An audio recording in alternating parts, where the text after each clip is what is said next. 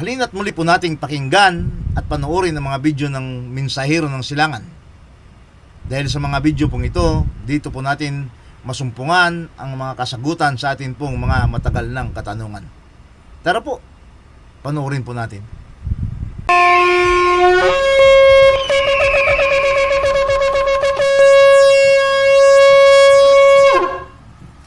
Percent ng mga Pilipino ang nagtataglay ng Mark of the Beast na hindi nila namamalayan.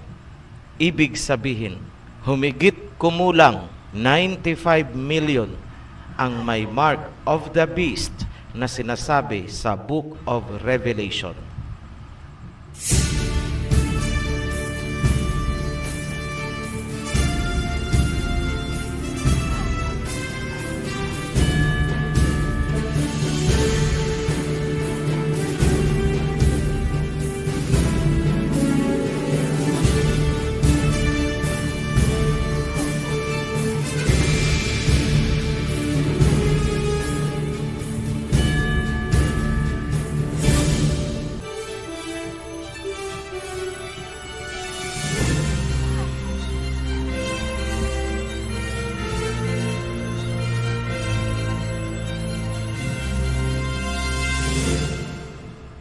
Masayang pagbati sa lahat ng Pilipino-Ophirians sa buong mundo.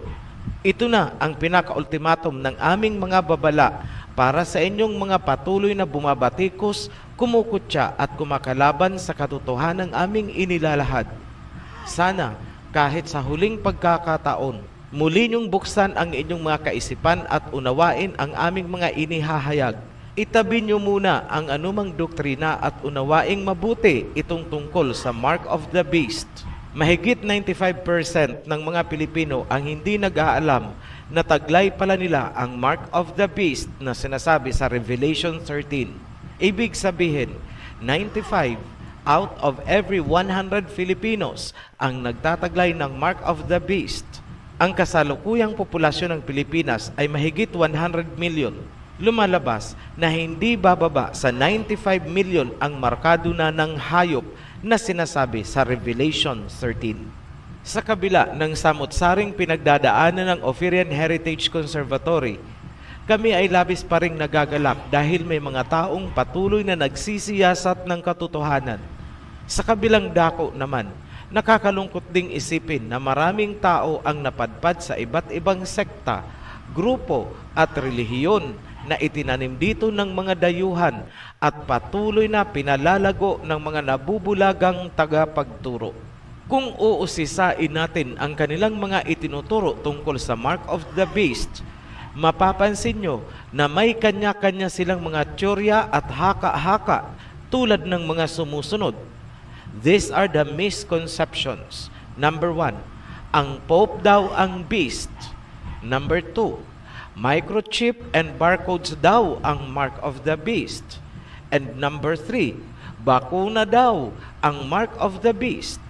Lahat po yan ay taliwas at napakalayo sa katotohanan nasa kasulatan. Far from the truth. Dika-dekada na ang usaping ito, ngunit hanggang ngayon, hindi pa rin nabibigyan ng linaw.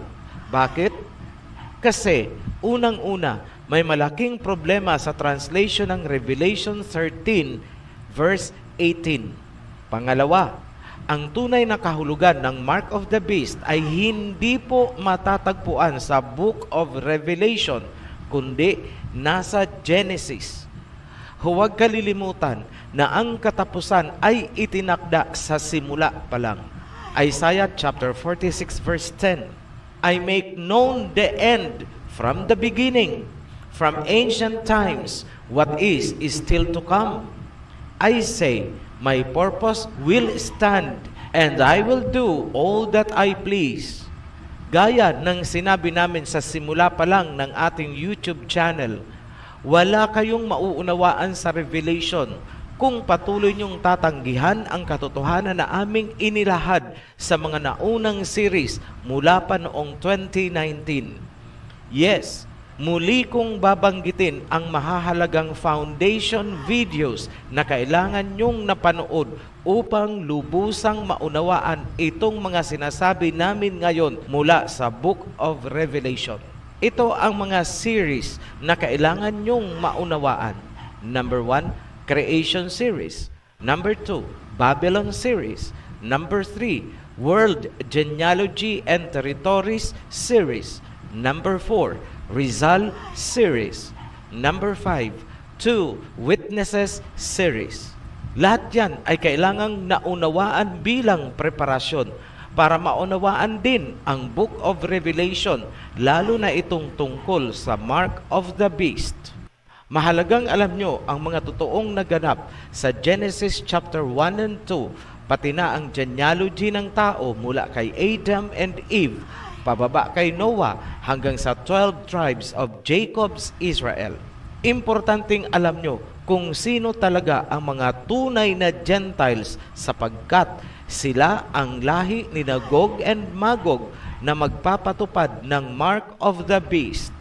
Kailangan ding alam nyo ang serpent seeds na sinasabi sa Genesis chapter 3 sapagkat yun ang susi para malaman kung ano ang Mark of the Beast na naitatak sa mga tao. Simulan na natin ang pagtatalakay ng Revelation 13 kung saan nasusulat ang tungkol sa Mark of the Beast. Revelation chapter 13 verse 1.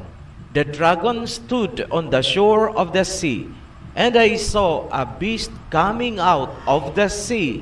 It had 10 horns and 7 heads, with 10 crowns on its horns, and on each head a blasphemous name. Inilarawan ang dragon na nakatayo sa dalampasigan at may lumabas na beast or hayop mula sa dagat. Ang hayop ay may 7 ulo, 10 sungay at 10 korona. Sa bawat ulo may nakasulat blasphemous na pangalan. Yan ang unang hayop na binanggit sa Revelation chapter 13. Bago tayo magpatuloy, klaruhin muna natin ang 2 tauhan na binanggit sa verse 1. Narito ang mga guide questions. Number 1, sino at ano ang dragon na sinasabi sa talata? Number 2, saan galing ang dragon? Number 3, ano ang kahulugan ng hayop na lumutang mula sa dagat? Sagutin natin ang una at pangalawang tanong. Ano or sino ang dragon at saan siya galing? Ang kasagutan ay nasa sinundang chapter, Revelation chapter 12, verse 9. The great dragon was hurled down, that ancient serpent called the devil or Satan, who leads the world astray. He was hurled to the earth and his angels with him. Malinaw ang information. Ang dragon ay ang serpent at ang serpent ay ang diablo na si Satanas. Kasama ni Satanas ang kanyang mga anghel na ibinagsak dito sa mundo. Huwag pong kalilimutan, ang dragon, serpent at devil ay iisa. Si Satanas na ibinagsak mula sa langit. Sila ang mga rebellious angels. Sagutin natin ang pangatlong tanong. Ano ang hayop na sumulpot mula sa karagatan na may 7 ulo at 10 sungay? Revelation chapter 17 verse 9 to 10. This calls for a mind with wisdom. The 7 heads are 7 hills on which the woman sits. They are also 7 kings. Maliwanag ang sinabi. Ang 7 ulo ay kumakatawan sa 7 burol or bundok. Kumakatawan din ang 7 ulo sa 7 hari. Sa makatuwid, kung ang 7 ulo ay kumakatawan din sa 7 hari, ibig sabihin, ang 7 bundok ay 7 kaharian, 7 bansa. Ganun kasimple. Klarado at malinaw ang inilalarawan ng Revelation 13 verse 1. Ang mga tauhan ay si Satanas at ang 7 bansa ni Satanas. Ngunit, may kailangan pa rin tayong pansinin, kumparahin at linawin. Titigan niyong mabuti ang Revelation chapter 12 and chapter 13. Sa left column, Revelation 12, verse 3. Then another sign appeared in heaven, an enormous red dragon with 7 heads and 10 horns and 7 crowns on its heads. Its tail swept a third of the stars out of the sky and flung them to the earth. Ikumpara natin sa Revelation 13:1. The dragon stood on the shore of the sea, and I saw a beast coming out of the sea. It had 7 heads and 10 horns, with 10 crowns on its horns, and on each head a blasphemous name. Sa chapter 12 ng Revelation, ang may 7 heads, 10 horns, and 7 crowns ay ang dragon. Ngunit, pagdating sa chapter 13, ang 7 heads, 10 horns, at 7 crowns ay nalipat sa beast or hayop, at ang korona ay nadagdagan pa ng 3. Paano napunta sa hayop ang heads, horns, and crowns? Ang paliwanag ay makikita nyo sa chapter 13, verse 2. The beast I saw resembled a leopard, but had feet like those of a bear, and a mouth like that of a lion. The dragon gave the beast his power and his throne and great authority. Ibinigay ng dragon or ni Satanas ang kanyang authority o kapangyarihan sa hayop. Yan ang dahilan kung kaya ang nakitang hayop na lumutang sa dagat ay may 7 ulo, 10 sungay at 10 korona. Nangangahulugan lamang na ipinasa ni Satanas or ng dragon ang kanyang kapangyarihan sa 7 bansa or civilization. Yan ang dominion ni Satanas. Tanong, bakit ibinigay ni Satanas ang kanyang authority sa mga namumuno ng mga bansa na kanyang binuo? Ang sagot ay nasa Genesis. Genesis chapter 6, verse 4. The Nephilim were on the earth in those days and also afterward. When the sons of Alahayam went to the daughters of humans and had children by them, they were the heroes of old, men of renown. Isang paglilinaw. Ang kahulugan ng salitang Nephilim ay the fallen ones. Tinutukoy po ang mga fallen, rebellious angels. Hindi po giants or higante ang kahulugan ng salitang Nephilim. Blame the translations. Kung naunawaan nyo ang creation at ang Babylon series, malinaw sa inyo na bago pa man ang baha at pagkatapos ng baha, naririto ang mga Nephilim at nagkaroon ng mga anak sa tao, at sila ang mga naging heroes of old. Sila yung mga naging tanyag na tao. At dahil ang mga Nephilim or fallen angels ay nagkaroon ng mga anak sa tao, ibig sabihin, naririto ang kanilang lahi at kahalu-halubilo natin hanggang ngayon. Nothing has changed as in the days of Noah. So, huwag kalilimutan, nagkaroon ng mga anak sa tao ang mga anghel na kasamahan ni Satanas, at ang lahi nila ay kahalubilo natin hanggang sa kasalukuyang panahon. Sila ay mga half angel, half humans. Tanong, paano si Satanas? Nagkaroon din ba si Satanas ng sarili niyang anak at bloodline sa tao? Yes, definitely. Hindi lang ang mga anghel na kasamahan ni Satanas ang nagkaroon ng anak sa tao, kundi mismong si Satanas ay nagkaroon din ng sarili niyang bloodline. Paano ko nasabi? Basahin ko ulit at pansinin ninyong mabuti ang sinasabi sa Revelation chapter 12 verse 9. The great dragon was hurled down, that ancient serpent called the devil or Satan, who leads the world astray. He was hurled to the earth, and his angels with him. Malinaw, si Satanas ay ang ancient serpent.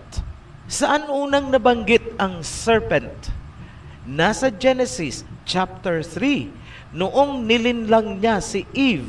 Ngunit sa Genesis, ang serpent ay isang uri ng hayop, isang livestock.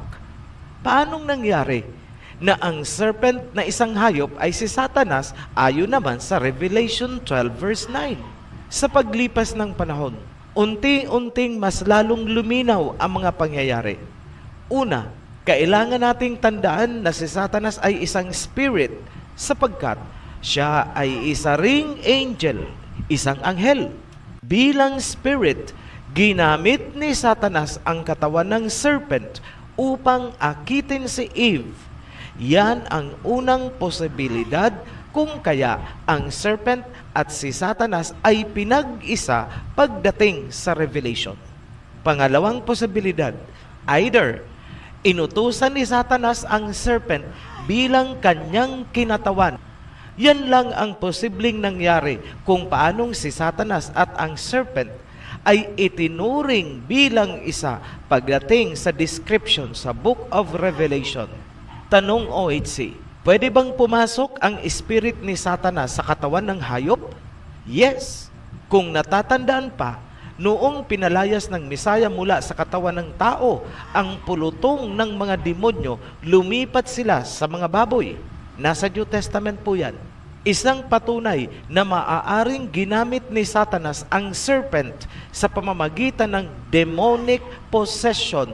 Kaya ang serpent at si Satanas ay pinag-isa ng Revelation.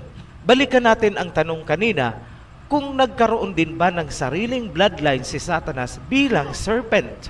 Ang sagot ay makikita noong isinumpa ng alahayam ang serpent. Genesis chapter 3 verse 14 to 15. So Yahweh Alahayam said to the serpent, "Because you have done this, cursed are you above all livestock and all wild animals. You will crawl on your belly, and you will eat dust all the days of your life. And I will put enmity between you and the woman, and between your offspring and hers. He will crush your head, and you will strike his heel." Maliwanag na si Satanas bilang serpent ay nagkaroon ng offspring, serpent seed, serpent bloodline. Balikan na natin ngayon ang Revelation chapter 13 verse 2 upang masagot ang tanong na bakit ibinigay ni Satanas ang kanyang kapangyarihan sa hayop na sumisimbolo sa 7 bansa. Basahin ulit natin. Revelation chapter 13 verse 2. The beast I saw resembled a leopard, but had feet like those of a bear, and a mouth like that of a lion. The dragon gave the beast his power and his throne and great authority. Bakit ibinigay o bakit binigyan ng dragon or ni Satanas ng kapangyarihan ang 7 bansa na sinisimbolo ng hayop na may 7 ulo? Straightforward na sagot.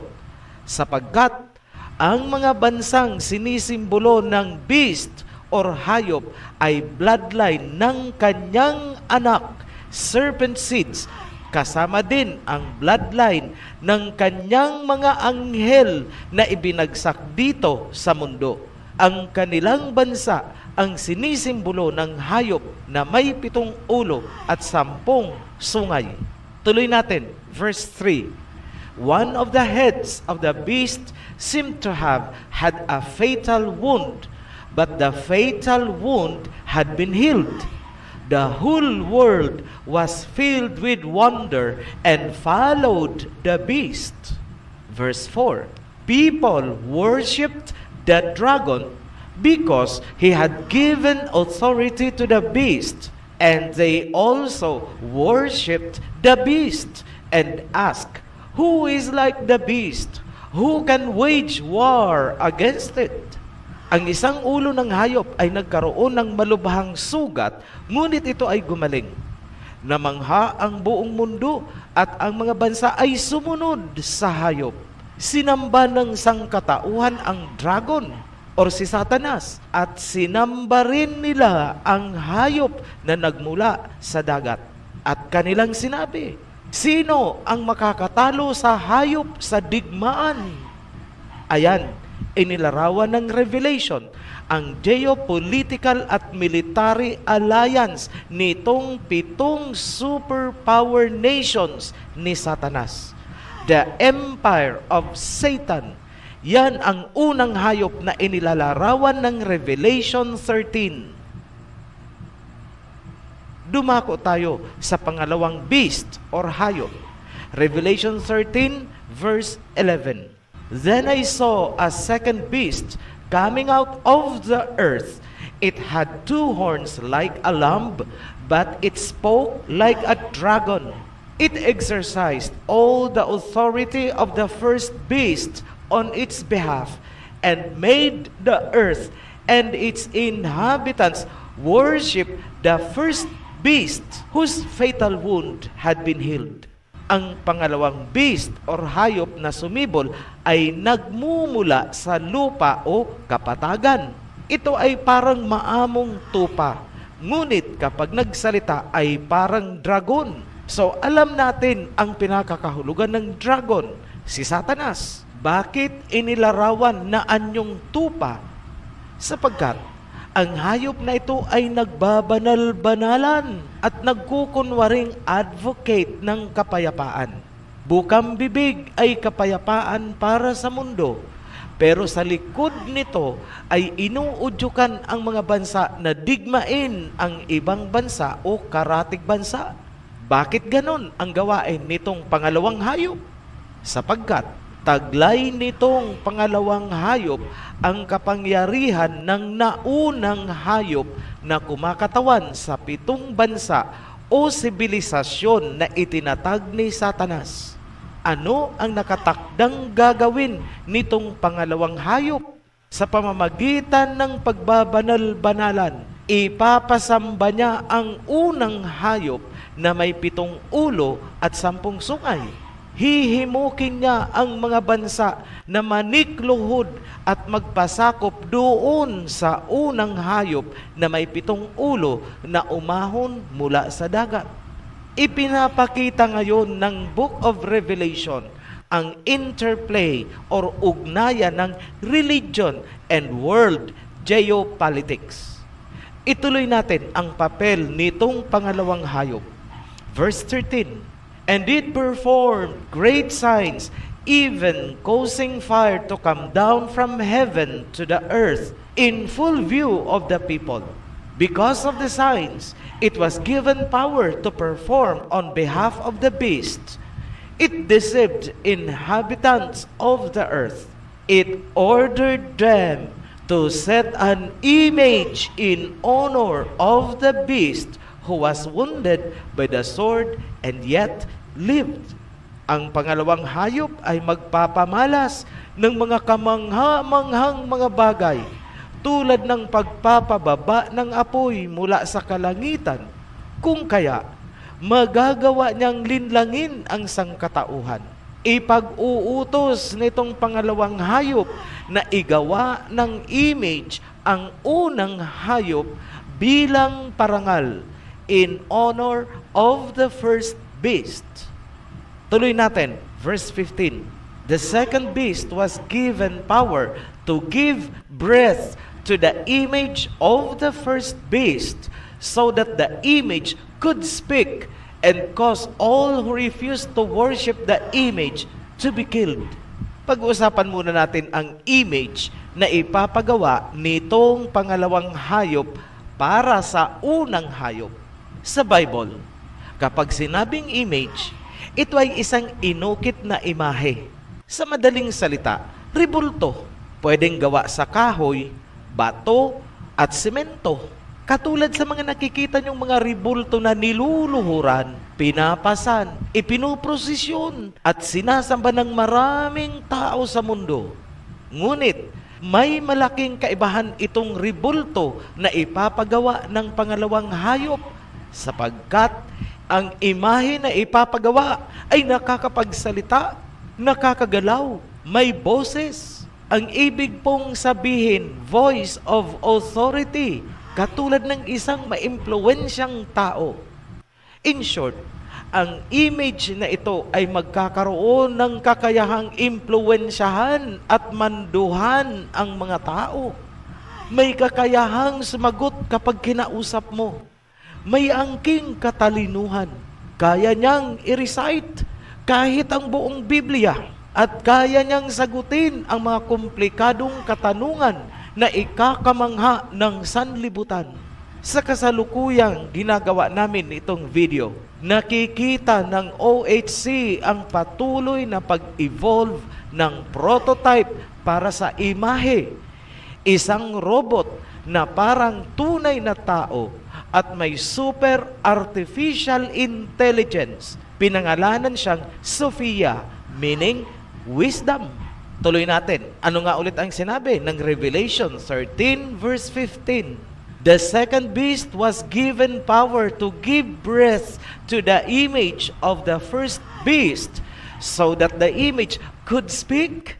Si Sophia, the robot, ay nakakagalaw at nakakapagsalita. Maaari mo siyang tanungin tungkol sa mga komplikadong bagay-bagay. And take note, habang tumatagal, si Sophia ay tumatalino ng tumatalino sapagkat may kakayahan siyang matuto mula sa anumang kanyang naririnig at nakikita sa paligid. Nakakabahala po ang ginawang pagtanggap ng tao dito kay Sophia Robot. Maging ang mga nasa matataas na antas ng lipunan at matatalino ay namangha kay Sophia. Kahit saan pumunta, siya ay hinahangaan at pinapalakpakan ng mga tao. Celebrity, public figure. Dahil dito, kahit ang United Nations ay namangha. October 2017, si Sophia ay binigyan ng citizenship ng Saudi Arabia. The first step to personhood para maging tao, magkaroon ng persona at magkaroon ng karapatan ang isang imaheng robot. November 2017, si Sophia ay binigyan ng United Nations ng titulo bilang kauna-unahang champion sa pagpapatupad ng United Nations Development Programs for the Asia Pacific. Take note, United Nations ang nag-recognize. Si Sophia ay kabahagi na ngayon ng United Nations bilang isa sa mga key persons sa pagpaplano para ma-achieve ang United Nations Sustainable Development Goals. Watch out! Si Sophia Robot ay isa ng influential public figure na kinikilala maging ng United Nations. That rings a bell. We are fast approaching sa direksyon na sinasabi ng Revelation 13.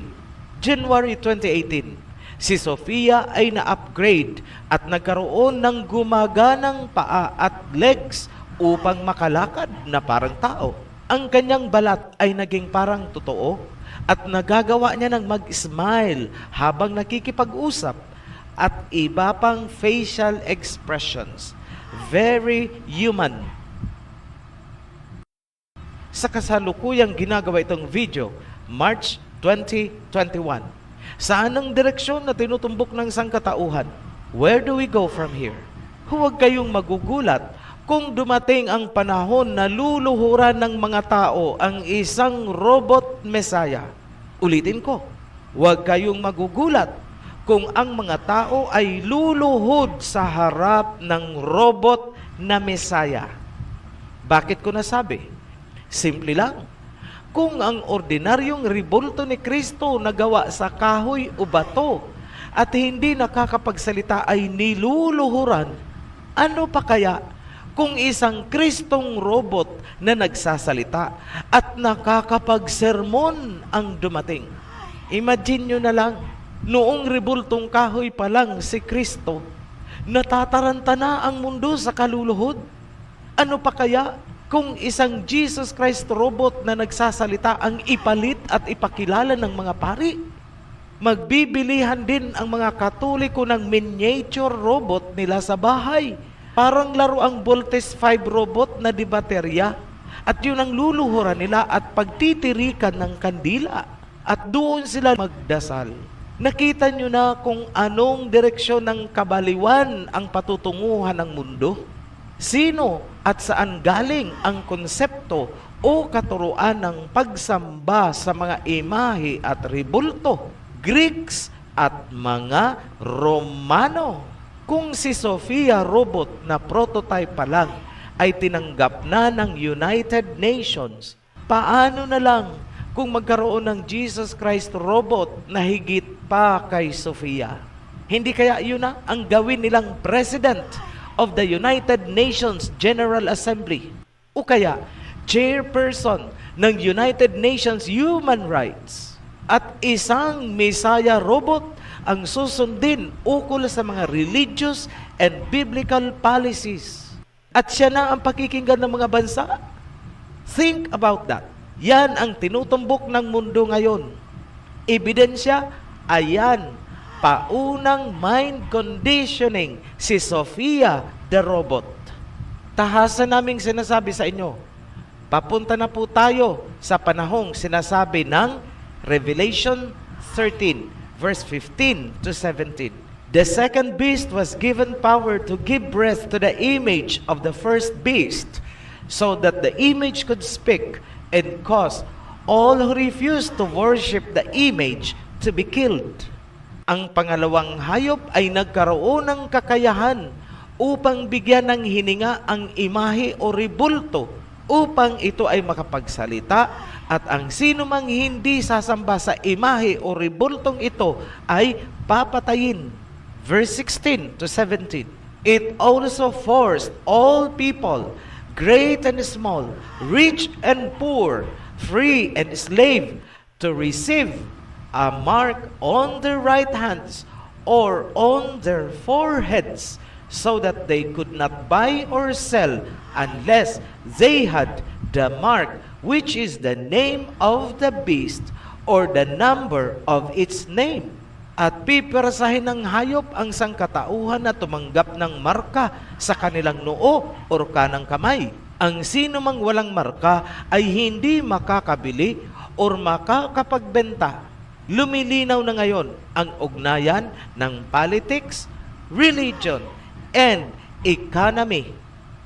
Tanong, ano ang tunay na mark of the beast na sinasabi sa talata na ipinatupad nitong pangalawang hayop ayon sa Revelation 13? Abangan nyo po yan sa pagpapatuloy ng mark of the beast para malaman nyo kung kayo ay merong tatak ng hayop. Muli kaming nagpapasalamat sa mga patuloy na sumusuporta sa ating advocacy. Para sa mga newly baptized, congratulations and welcome to the Covenant. Para naman sa mga nais magpabautismo at magpasakop sa Covenant, pakiclick nyo na lang po ang link ng Facebook group ng Joshua na inilagay namin sa description. Nasa ibaba lang po nitong video. Ang Joshua group ang entry point para sa mga magpapabautismo. Para naman sa mga new subscribers, mayroon na po tayong mahigit 120 videos. Unahin nyo pong panoorin ang The Guide para alam nyo kung saan kayo dapat magsimula. Ang link ng The Guide ay inilagay din namin sa ibaba din nitong video. Pakibasa nyo na lang po ang description. Para sa lahat ng nanonood, see you on our next video. Stand for truth. Be blessed. Shalom. Maraming salamat po sa inyong pakikinig at panonood ng video ito. At kung kayo po ay may natutunan, paki-like and share na rin po. At nasa baba po ang ating link para po sa inyong mga komento. Salamat po.